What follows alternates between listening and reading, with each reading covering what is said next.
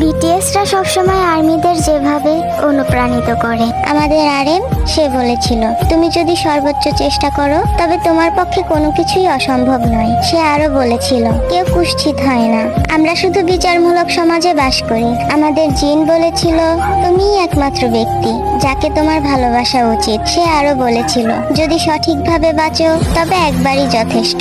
আমাদের সুগা সে বলেছিল, অবশ্যই কঠোর পরিশ্রম সবসময় ভালো ফল দিবে। সে আরো বলে, তুমি জন্মেছো সত্যিকারের মানুষ হতে, নিখুঁত হতে নয়। আমাদের জেহব সে বলেছিল, তোমার হৃদয় পরিষ্কার রাখো এবং সর্বদা খুশি থাকো।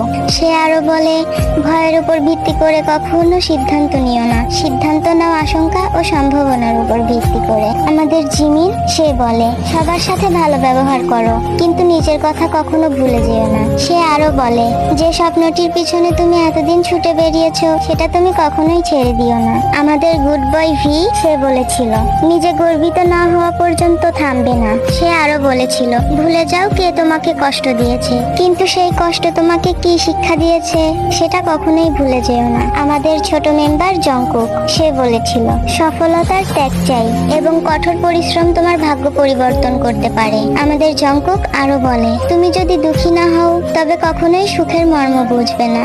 বিটিএস তারা শুধু আর্মিদেরকে এই কয়েকটি জিনিসই শেখায়নি, বরং তারা আর্মিদেরকে শিখিয়েছে কিভাবে বাঁচতে হয়।